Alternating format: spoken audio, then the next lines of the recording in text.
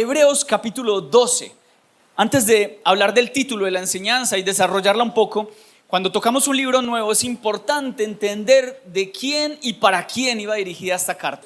No se conoce el autor, pero fue escrita a un grupo de judíos cristianos, probablemente alrededor del año 64 después de Cristo, más o menos unos 31 años después de que Jesús muere. Estos cristianos que habían pasado por la persecución estaban cediendo, escuche esto, a la tentación de volverse judíos. Yo no sé cuántos han dicho o han escuchado frases de no, me iba mejor cuando no era cristiano. Yo he escuchado frases así. Eso era lo que le estaba pasando a los que recibieron esta carta. Con mucha firmeza, el autor escribe esta carta para mostrar la superioridad no tanto de la fe cristiana, sino de Cristo.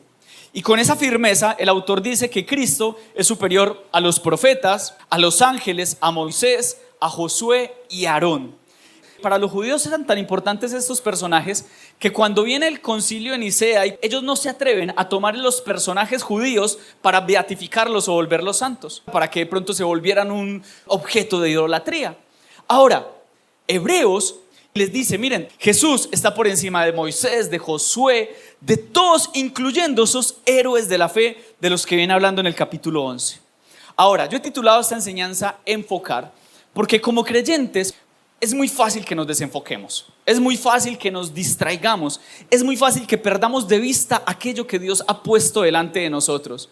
La palabra enfocar es un verbo transitivo, porque tiene varios significados. Primero, ajustar la imagen de un objeto captada por un dispositivo o un aparato óptico para que se reproduzca con claridad o nitidez. Encuadrar el visor de una cámara es otro significado, aquella parte de la imagen que se requiere registrar. Es como vamos a registrar la nariz del pastor, ¿cierto? Como que, bueno, eso es fácil, ¿cierto? Tercero, abordar o dirigirse a un asunto o un tema desde un punto de vista o perspectiva particular. Esos son los tres significados de enfocar. Ahora, el enfoque en todos sus significados tienen en común la palabra fijar la atención sobre algo específico. En el caso específico de la fotografía, la falta de enfoque está relacionada a dos cosas: al movimiento y a la cantidad de luz. O sea, la cámara debe estar quieta y tener buena luz. Un factor interno y un factor externo. El factor interno es ¿qué? La quietud. El factor externo, ¿cuál es? La luz. ¿Saben que para nosotros enfocarnos como creyentes valdría la pena aplicar esto también? Y es que para enfocarnos necesitamos un factor interno y es quietud. ¿Cómo me voy a enfocar si estoy haciendo 10,000 cosas? ¿Cómo me voy a enfocar si quiero servirle al Señor, pero también quiero hacer un negocio que de pronto no le agrada tanto? ¿Cómo me voy a enfocar si quiero estar con mi esposa, pero también estoy por allá charlando con otras personas? Necesito tener quietud en mi área emocional. Pero adicional a la quietud, para que haya un buen enfoque, se necesita la luz.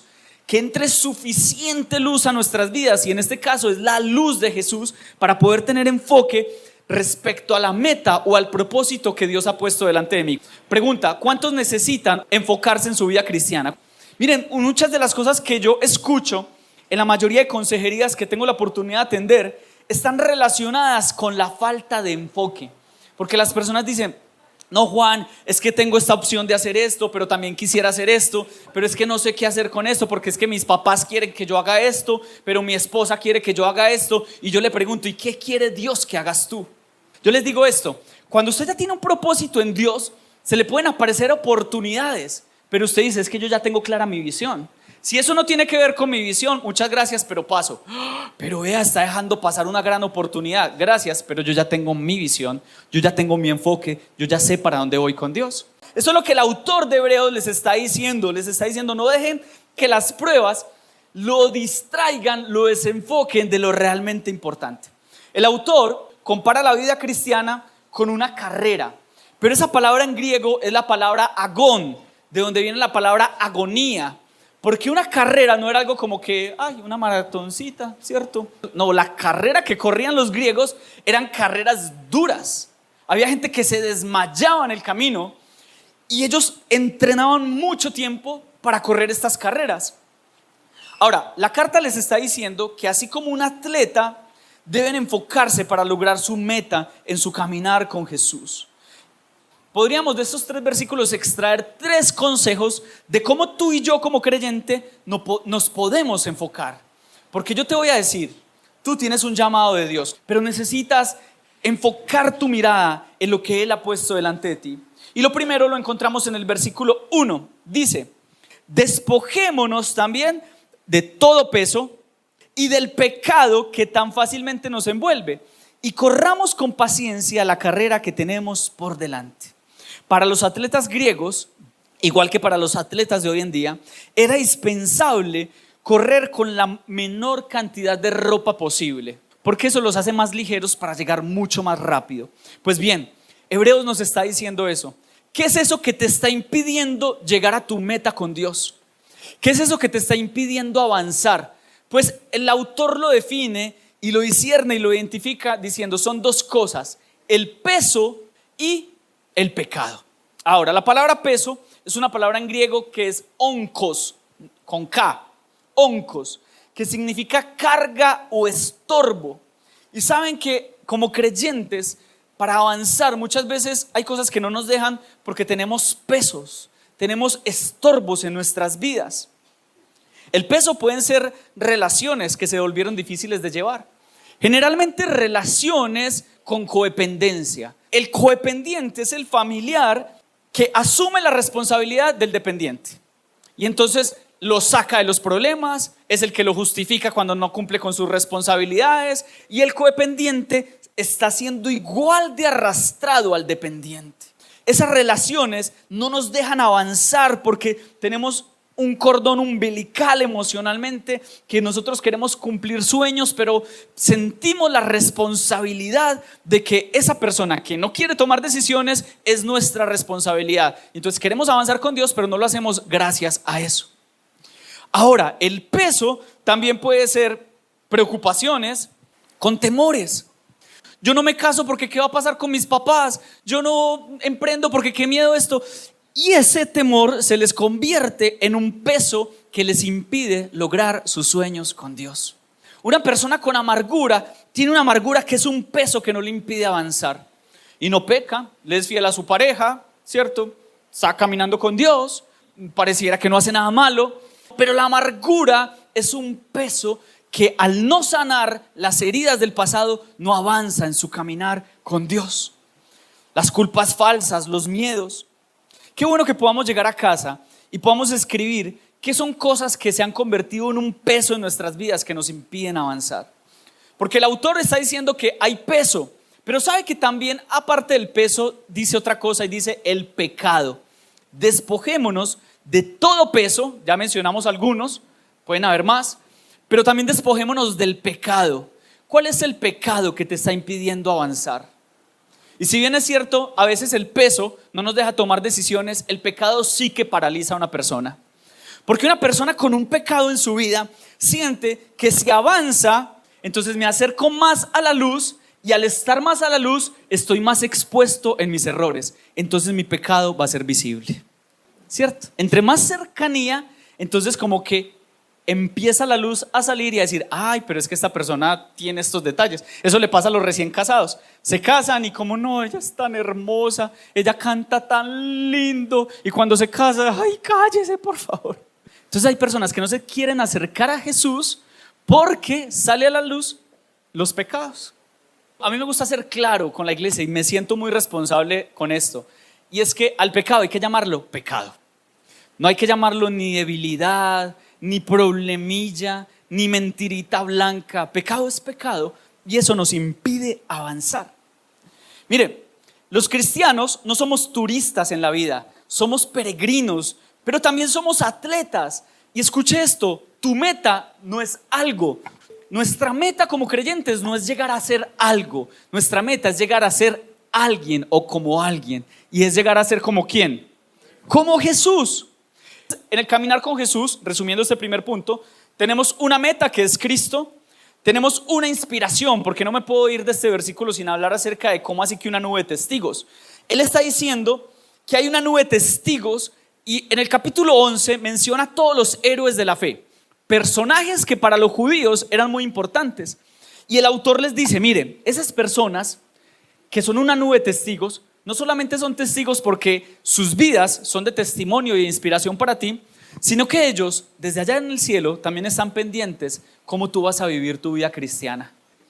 Pues los héroes de la fe de Hebreos Ellos están allá en el cielo y la Biblia dice en Hebreos que ellos fueron aserrados por la mitad, decapitados, perseguidos, los asesinaban, los apedreaban. Y ellos con el gozo están allá en el cielo y dicen: Señor, vamos a ver qué están haciendo los cristianos. Y oíste, este lleva 3 horas viendo TikTok.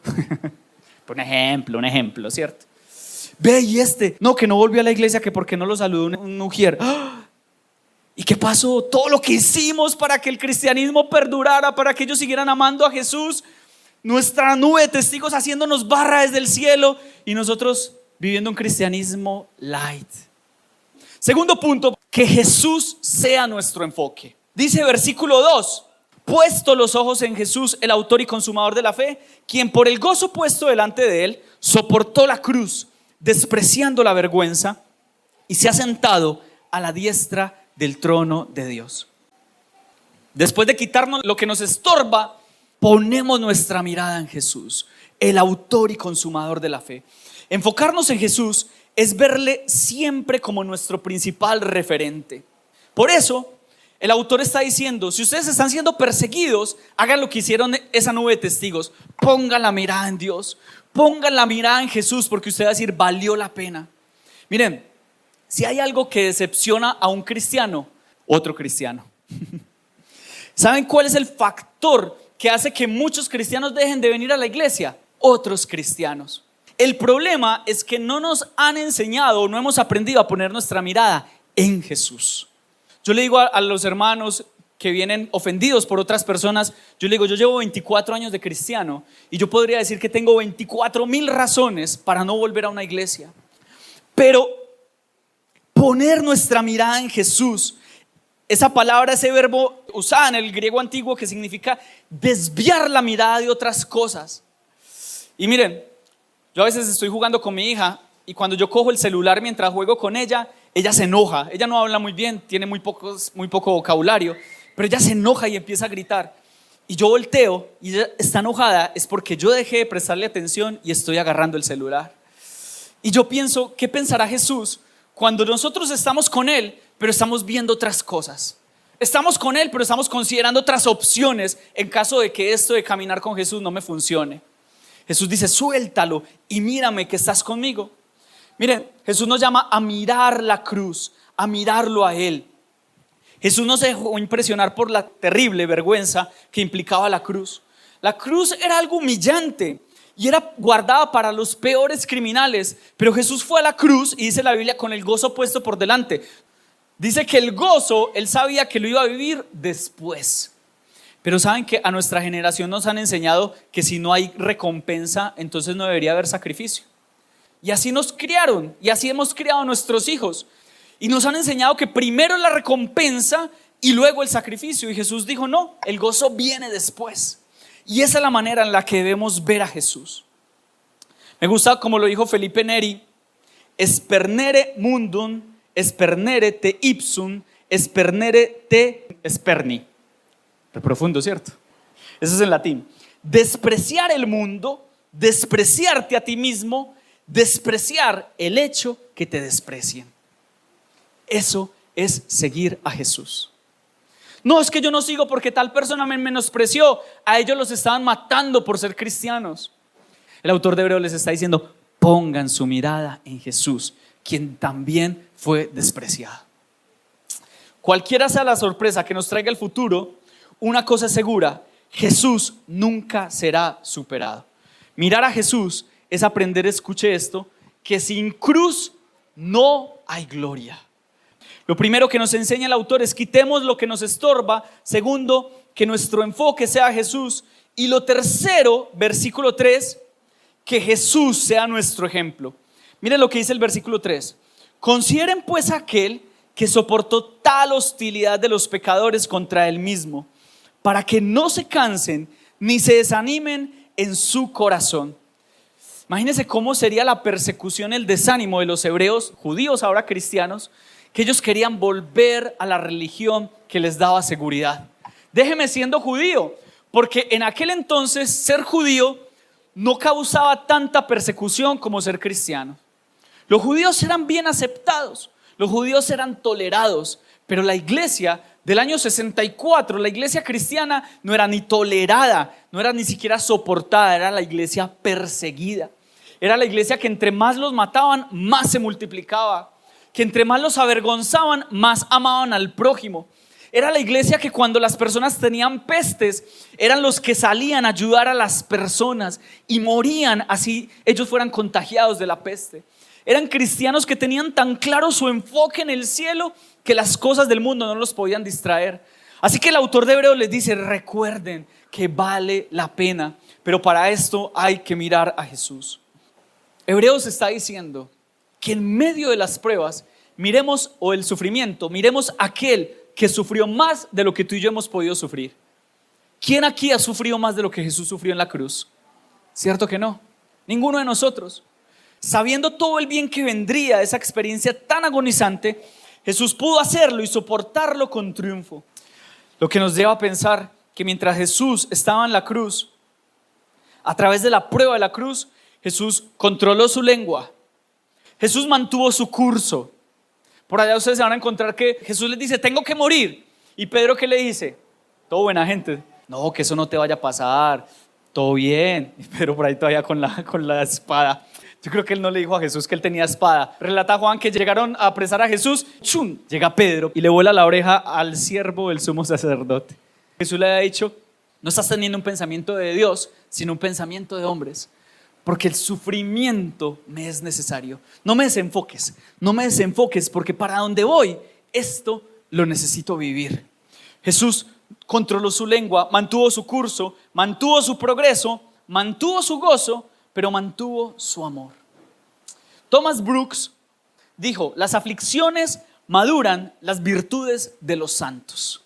Si tú has pasado pruebas y en tu caminar con Dios no has avanzado, yo creo que vale la pena que revises tu relación con Dios, porque cuando tú estás con pruebas y las pasas de la mano de Jesús, eso debe traer como producto un avanzar y una madurez como creyente. Lo lindo de la vida con Jesús es que Él es nuestra meta, pero al mismo tiempo nuestro compañero de viaje. Un enemigo del enfoque son las distracciones, pero Jesús siempre tuvo el gozo como algo que vendría después por la obediencia. La conclusión es la siguiente: la vida cristiana tiene un destino y estaría bien que al final de cada día nos preguntamos cuánto hemos avanzado. El texto termina diciendo que corramos con paciencia nuestra carrera, pero siempre con la mirada puesta en Jesús.